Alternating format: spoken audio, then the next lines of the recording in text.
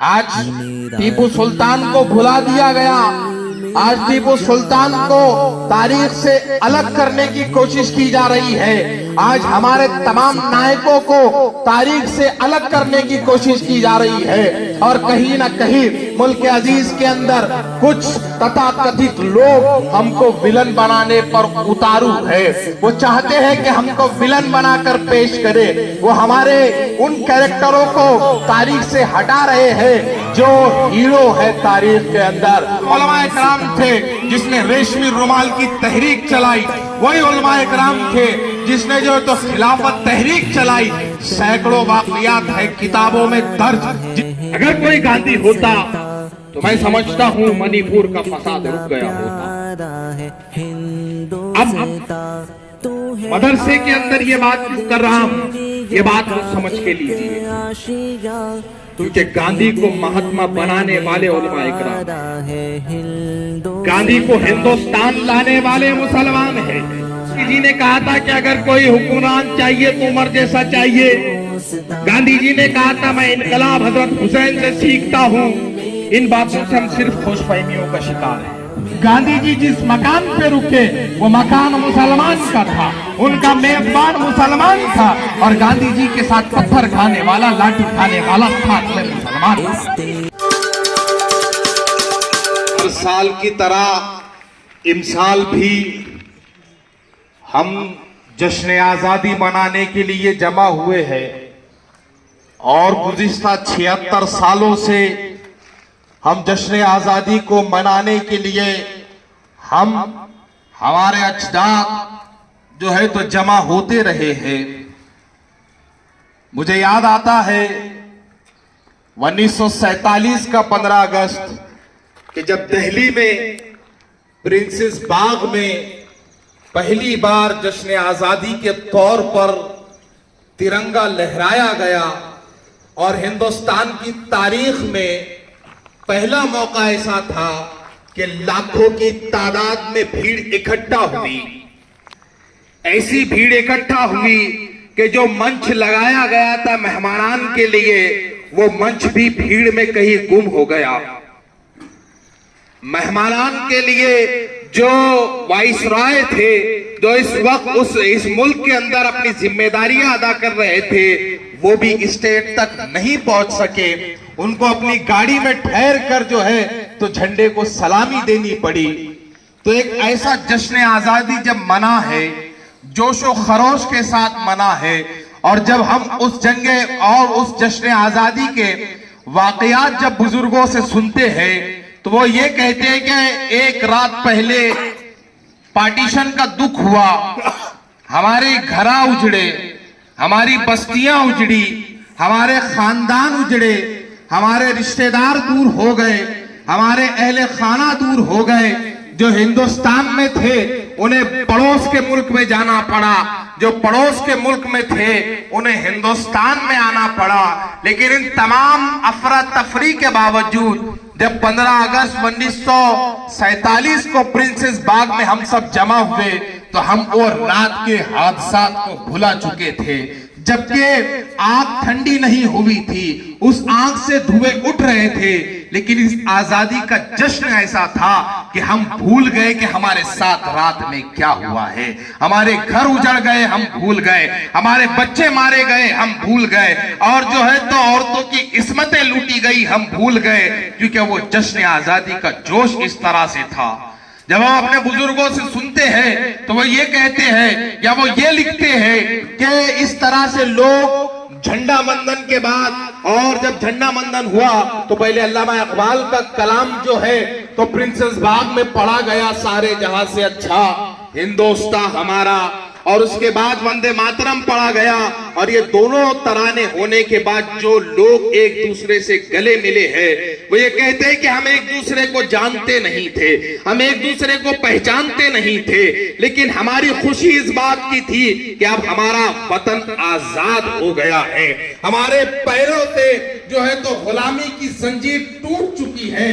उस खुशी को जब मैं ये पढ़ता हूं तो मुझे ये लगता है कि जब इतनी खुशी होती है तो जाहिर सी बात है कि इसका संघर्ष भी उतना बड़ा हुआ होगा। हम अक्सर 15 अगस्त को जो है तो 200 साल तारीख बयान करते हैं। हम बताते हैं किस तरह की जद्दोजहदें हुई, कि किस तरह मुसलमानों ने अपनी कुर्बानियां दी और किस तरह मुसलमान उलमा ने अपनी कुर्बानियां दी। लेकिन हम जो असल क्लाइमैक्स का दिन है 15 अगस्त का, वो बयान करना भूल जाते हैं। गालिबन मैं अपने बचपन से अपने स्कूलों में तकरीरें सुन रहा हूं, और जब से अल्लाह ने मुझ में काबिलियत दी, मैं खुद झंडा वंदन के लिए जा रहा हूं, तकरीरें कर रहा हूं और अलग अलग लोगों से तकरीरें सुन रहा हूं, तो मैंने हर जगह ये बात को नोट किया कि हम सब ने 200 साल तारीख, जद्दोजहद, कुर्बानी, वो तमाम चीजें बयान की। लेकिन जो दिन हमने जश्न मनाया वो हम कब बयान करेंगे, जबकि हम जश्न आजादी के लिए जमा हुए हैं। ये बात और है कि वो जश्न जो मना वो बड़ी कुर्बानियों के बाद मना। ये बात और है कि उस जश्न के अंदर कई लोगों के खून शामिल थे। ये बात और है उस जश्न के अंदर कई लोगों ने अपने खानदान को खो दिया था। ये बात और है उस जश्न को मनाने के लिए हजार उलमा इकराम ने अपनी कुर्बानियां दी थी। ये जब भी जश्न आजादी की तारीख होती है, जब भी अंग्रेजों से इस मुल्क को आजाद कराने की बात की जाती है, तो ऐसा बिल्कुल नहीं हो सकता कि हम शहीद हिंदुस्तान टीपू सुल्तान को भूल जाए। आज टीपू सुल्तान को भुला दिया गया। आज टीपू सुल्तान को तारीख से अलग करने की कोशिश की जा रही है। आज हमारे तमाम नायकों को तारीख से अलग करने की कोशिश की जा रही है, और कहीं ना कहीं मुल्क अजीज के अंदर कुछ तथाकथित लोग हमको विलन बनाने पर उतारू है। वो चाहते हैं कि हमको विलन बनाकर पेश करे। वो हमारे उन कैरेक्टरों को तारीख से हटा रहे हैं जो हीरो है तारीख के अंदर, और उन कैरेक्टरों को ढूंढ ढूंढ कर या तो लाया जा रहा है या तो ऐसे कैरेक्टर गढ़े जा रहे हैं जिसको विलन बनाकर पेश किया जाए। और ऐसे माहौल के अंदर, ऐसे हालात के अंदर मदरसे के बच्चों के और उलमा इकराम की जिम्मेदारी बनती है कि उस किरदार को अदा की जाए जो 1947 से पहले उलमा इकराम ने अदा किया था। वो किरदार क्या था? वो किरदार क्या था? सबसे पहले इस मुल्क को इस बात का एहसास दिलाना कि तुम गुलाम हो चुके हो। ये एहसास हमारे पास नहीं था कि हम गुलाम हैं। हमें तब भी 150 साल से ज्यादा अंग्रेजों ने हुकूमत कर ली, तब भी हम ये सोच रहे थे कि ये लोग तो यहाँ पर कारोबार के लिए आए हैं। तो उन्हें इस मुल्क के हर बाशिंदे को इस बात पर आमादा किया उलमा इकराम ने कि ये तुम्हारे साथ कारोबार नहीं कर रहे, इन्होंने तुम्हें गुलाम बना दिया है। क्योंकि आजादी की तहरीक तब तक नहीं चल सकती जब तक आपको गुलामी का एहसास ना हो। जो आदमी कैदोबंद में है वही बाहर आना चाहेगा, लेकिन जिस आदमी को वो कैदोबंद ही आजादी है, उसको तुम किस आजादी के जो है तो दुहाई दोगे और किस आजादी की तरफ आमादा करोगे? आप आजाद परिंदा पकड़ो, एक पिंजरे में डाल दो, वो इतना फड़फड़ाता है कि आपको मजबूरन उसे निकाल देना पड़ता है। लेकिन जो परिंदे उस पिंजरे में ही पैदा होते हैं, उन्हें छोड़ भी दिया जाए तो वो वापस उसी पिंजरे में दाखिल हो जाते हैं। और हमारी नस्लें के नस्लें उस जो है तो अंग्रेजों के पिंजरे में पैदा हुई थी, इसलिए हमको ये एहसास खत्म हो गया था कि हम गुलाम भी हैं। और मैं सलाम करता हूं उलमा इकराम को, मैं सलाम करता हूं मेरे अजदाद को कि उन्होंने पहले इस मुल्क के अजीज के लोगों को और ये बताया कि तुम गुलाम हो, और जब उन्हें यकीन आ गया कि हाँ हम गुलाम हैं, तब जाके उन्हें लगा कि अब इस गुलामी की जंजीर को तोड़नी चाहिए। जब जाकर उनको लगा कि अब आजादी की तरफ हमको बढ़ना चाहिए, तब जाके उनको लगा कि हमको मौलाना अबुल कलाम जैसी क़यादतों को अपनाना चाहिए। तब जाके उनको ये लगा कि कई अफ्रीका में बैठे हुए जो है तो महात्मा गांधी को हिंदुस्तान लाना चाहिए। ये तमाम चीजें तब हुई जब कहीं ना कहीं ये एहसास हुआ कि हाँ तुम गुलाम हो चुके हो। तो उलमा इकराम ने पहले तो एहसास दिलाया और उसके बाद मुसलमान ही थे, उलमा इकराम ही थे जिन्होंने जो है तो फतवे जारी किए जिहाद के कि अंग्रेजों के खिलाफ जिहाद करो और इस मुल्क को आजाद कराओ। वही उलमाए कराम थे जिसने रेशमी रुमाल की तहरीक चलाई, वही उलमाए कराम थे जिसने जो है तो खिलाफत तहरीक चलाई। सैकड़ों वाकयात है किताबों में दर्ज जिसके अंदर हमारे अकाबिरीन के, हमारे उलमाए कराम के किस्से दर्ज है। लेकिन दुखड़ा ये है, विडंबना ये है कि ना हम खुद पढ़ने को तैयार है, ना हम दूसरों को बताने के लिए तैयार है। हम अपनी तारीख से दूर हैं, तो हम अपनी तारीख किसी और को बता भी नहीं पा रहे हैं। और जब असल तारीख सामने नहीं आती है तो फिर कहानियां, किस्से सामने आते हैं और लोग उन्हीं कहानियों को, उन्हीं किस्सों को हकीकत मान लेते हैं। इस मुल्क के अंदर महात्मा गांधी को जो है तो इनको हीरो नहीं मानना है, लेकिन वीर सावरकर किसी जमाने में जेल में से चुड़िया पे बैठ के बेंगलुरु घूम लेते थे, ये कहानी उन्होंने बनाकर पेश कर सकते हैं और लोग उसको मान भी लेते हैं। क्यों? क्योंकि लोगों को असल तारीख से दूर रखा गया है। मैं अपने बुजुर्गों से, मैं अपने नौजवानों से और मैं अपनी नस्ल नौ से ये इल्तिमास करता हूं कि आप लोग अपने तारीख के औराक को पलटे, आप लोग अपनी तारीख को पढ़े। तो जब कहीं भी, जब कभी भी आपके ऊपर यह इल्जाम लगता है कि आप गद्दार हो, आप इस मुल्क के खिलाफ हो, तो जब आप अपनी तारीख को अजबर किए होगे तो आप बड़े यकीन से जवाब दे सकते हो कि यकीन हो कि न हो, बात तो यकीन की है। यकीन हो कि ना हो, बात तो यकीन की है कि हमारे जिस्मों की मिट्टी इसी जमीन की है। ये जवाबात हम कब देंगे? जब हम कहीं ना कहीं तारीख का मुताला करेंगे। मैं जब मुताला करने लगा कि भाई आजादी के दिन क्या हुआ, तो बड़ी अजीब चीज है मेरे पढ़ने में आई कि जब आजादी, जश्न आजादी दिल्ली में मनाया जा रहा था, गालिबन 5 लाख से ज्यादा लोग उसमें शरीक थे और जिस शख्स के नाम के नारे लगे वहां पर जिंदाबाद के, वो शख्स कलकत्ता के अंदर बैठे हुए थे, सिर्फ इसलिए कि कलकत्ता में जो है तो फसाद ना हो। कलकत्ता में जो फसाद भड़का था, उस फसाद को दबाने के लिए वो शख्स वहां बैठकर उपवास कर रहा था कि मुसलमानों, ए हिंदुओं, ए हिंदुस्तानियों, आपस में लड़ना बंद करो, वगरना मैं उपवास करता करता भूखा मर जाऊंगा, लेकिन यहां से नहीं जाऊंगा। और वो शख्सियत महात्मा गांधी की थी कि उन्होंने जश्न आजादी में हिस्सा लेने को अहमियत नहीं दी। उन्होंने बंगाल में जाकर, कलकत्ता में जाकर उस फसाद को खत्म करवाया।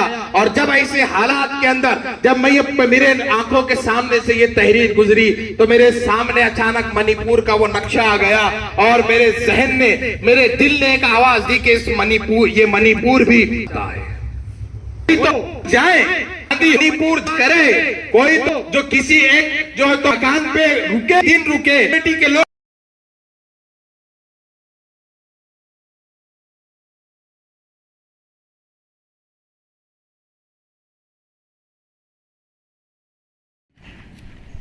अगर कोई गांधी होता तो मैं समझता हूं मणिपुर का फसाद रुक गया होता। अब मदरसे के अंदर ये बात क्यों कर रहा हूं, ये बात को समझ के लीजिए, क्योंकि गांधी को महात्मा बनाने वाले उलमा इकराम है, गांधी को हिंदुस्तान लाने वाले मुसलमान है। गांधी के हिंदुस्तान आने से 2 साल पहले अपने अखबार अल हिलाल में पूरा सफा भर के गांधी की तारीख को बयान करने वाले मौलाना अबुल कलाम आजाद मुसलमान है। तो उस शख्स को यहां लाकर महात्मा बनाने वाले, उस शख्स को इस देश का जो है तो पिता बनाने वाले और उस शख्स के अंदर ये अखलाक पैदा करने वाले तुम्हारे आबा व अजदाद थे। तो अगर तुम्हारे आबा व अजदाद ये कर सकते हैं तो तुम भी ये कर सकते हो। इसीलिए गांधी जी की बात आज खुसूसी तौर पर मदरसे में कर रहा हूं। हम कब तक इस बात को कोट करेंगे कि गांधी जी ने कहा था कि अगर कोई हुक्मरान चाहिए तो उमर जैसा चाहिए। गांधी जी ने कहा था मैं इनकलाब हजरत हुसैन से सीखता हूं। इन बातों से हम सिर्फ खुशफहमियों का शिकार हैं। गांधी जी के ये अपने स्टेटमेंट होंगे लेकिन आपको गांधी जी का किरदार भी समझना होगा कि फसादात के अंदर किसी जगह पर जाकर बैठना, लाठी खाना और जो है तो पत्थर खाना, लेकिन लोगों से हाथ जोड़ना कि आपस में मत लड़ो, ऐसा किरदार कौन बनाया? तो वो मुसलमान थे। एक और चीज आपके सामने वाजे कर दूं, कलकत्ता के फसाद में गांधी जी जिस मकान पे रुके वो मकान मुसलमान का था, उनका मेजबान मुसलमान था और गांधी जी के साथ पत्थर खाने वाला, लाठी खाने वाला साथ में मुसलमान था। गांधी जी ने एक खत अपने किसी दोस्त को ब्रिटिश में लिखा तो उसमें लिखा कि मेरे मुसलमान साथी मेरा ख्याल रख रहे हैं, ये मेरे हर चीज का जो तो इंतजाम करते हैं, एहतिमाम करते हैं। तो ये कब होता है? जब हम जैसे लोग सामने आते हैं। हर साल 15 अगस्त को, 26 जनवरी को सिर्फ झंडा फहरा देना हमारी जिम्मेदारी नहीं है, बल्कि इस आजादी के पैगाम को, हमारे उलमाए किराम के पैगाम को आगे बढ़ाना ये हमारी जिम्मेदारी है। हमको दायरे से बाहर निकलना पड़ेगा। आप होने वाले इमाम हो, आप होने वाले मुकर्रिरीन हो, आप किसी मस्जिद को संभालने वाले हो होने वाले दिनों में, तो मैं आपसे इल्तिमास करता हूं कि आप अपने अतराफ में कभी भी दायरे नहीं बनाना। बगैर दायरे के जब आप काम करोगे तो आप मुस्लिम कौम के लिए भी फायदा बख्श होंगे, आप मुल्क के लिए भी फायदा बख्श होंगे। मैं एक नाम लूं उससे पहले उनके एक मिसरा सुनाता चलूं जो मैं नहीं समझता कि यहां बैठा हुआ कोई भी ऐसा होगा कि उन्होंने नहीं सुना होगा। वो एक मिसरा ये कहते हैं, मुकम्मल गजल कहते हैं, फिल्मों के अंदर गुनगुनाई जाती है कि चुपके चुपके रात दिन आंसू बहाना याद है। वही शख्स है जो इस मुल्क को इनकलाब का नारा देते हैं। दोनों दो अलग बातें हैं, दोनों दो अलग बातें हैं। वही शख्स है वो कानून साज कमेटी का हिस्सा भी बनते हैं। वही शख्स है रमजान के अंदर अंबेडकर साहब को अपने बाजू बिठाकर अफ्तारी भी कराते हैं, और उस शख्स का नाम कुछ और नहीं, वो मौलाना हसरत मोहानी है। तो जब आप दायरों से बाहर निकल के काम करते हैं तो आप हर फील्ड में मकबूल होते हैं। मौलाना ने शायरी की, वो आज भी फिल्मों में गुनगुनाई जा रही है। मौलाना ने इनकलाब का नारा दिया, उस नारे ने पूरी जंगे आजादी के अंदर हमको जो है तो कामयाबी दिलाई। मौलाना जो है तो कानून साज कमेटी में रहे, आज दस्तूर हिंद हमारे सामने है, और कितने ऐसे कानून हैं जो हमको लगते हैं ये तो शरीयत से वाबस्ता है, ये तो शरीयत ही के है। ये कब हुआ? जब हजरत मोहानी वहां तक पहुंचे। तो मैं आप तमाम से भी यही दरखास्त करता हूं कि आप भी कभी अपने अतराफ में किसी मसलक का और जो है तो किसी मकतब फिक्र का दायरा मत खींचो। हमारा मसलक, हमारा मकतब फिक्र मोहम्मदी है, हमारा दीन इस्लाम है, और हमारी किताब कुरान है, और हमारी रहबर अहदीस है, रसूलुल्लाह है, उनके सहाबा है, और जो है तो हमारे अकाबिरीन है। इनके अलावा अगर तुम कोई और दायरे बनाओगे तो सबसे पहले अपनी कौम का नुकसान करोगे और उसके बाद मुल्क का नुकसान करोगे। धूप बढ़ रही है और चूंकि मैं भी लेट आया हूं तो इसके लिए सबसे पहले तो माफी चाहता हूं, और मैं लेट आया हूं तो सूरज भी ओज पे है, और मेरे लेट आने की सजा मैं आपको नहीं दूंगा। मैं अपनी बात को ज्यादा तवालत नहीं दूंगा। मैं और एक बार जो है तो तमाम को इस मुल्क की आजादी के ऊपर मुबारकबाद देता हूं, और ये एक बात आखिर में कहता हूं कि आजाद कराने वालों ने करा दिया, अल्लाह उनको जज़ाए खैर दे, लेकिन हमारी जिम्मेदारी है कि इस आजादी को बचा कर रखना है, इस आजादी को बना के रखना है। अभी जो हाफिज साहब ने तकरीर की, उन्होंने मुस्लिम पर्सनल का जो है तो कहीं ना कहीं इशारा दिया, तो इन कवानीन को कौन बचाएगा? जो सड़कों पर उतर के काम करेगा। इन कवानीन को कौन बचाएगा? जो अपने आप को अहवानों में लेकर जाएगा। और ये जिम्मेदारी हमारी और आपकी है, क्योंकि स्टेजों पे ठहर कर सिर्फ चीखने और चिल्लाने से नहीं होता कि हमारे कानूनों को हाथ मत लगाओ। तुमको हसरत मोहानी बनना होगा, तुमको मौलाना अबुल कलाम आजाद बनना होगा। जब तुम हसरत मोहानी होते हो तो तुमको कानून साज कमेटी में हिस्सा मिलता है। जब तुम मौलाना अबुल कलाम आजाद होते हो तो तुमको इस मुल्क की वजारत तालीम दी जाती है, और जब तुम थोड़ा आगे चलकर एपीजे अब्दुल कलाम होते हो तो तुमको इस मुल्क की सदारत दी जाती है। काबिलियत को पैदा करो।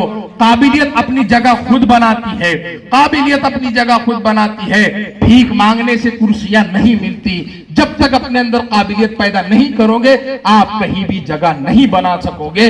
बस इसी बात के साथ मैं बस इतना कहकर अपनी बात को खत्म करूं कि मुसाफिर है हम भी, मुसाफिर हो तुम भी, फिर मिलेंगे किसी मोड़ पर इंशाअल्लाह। व आखिरु दावाना अनिल हम्दुलिल्लाहि रब्बिल आलमीन।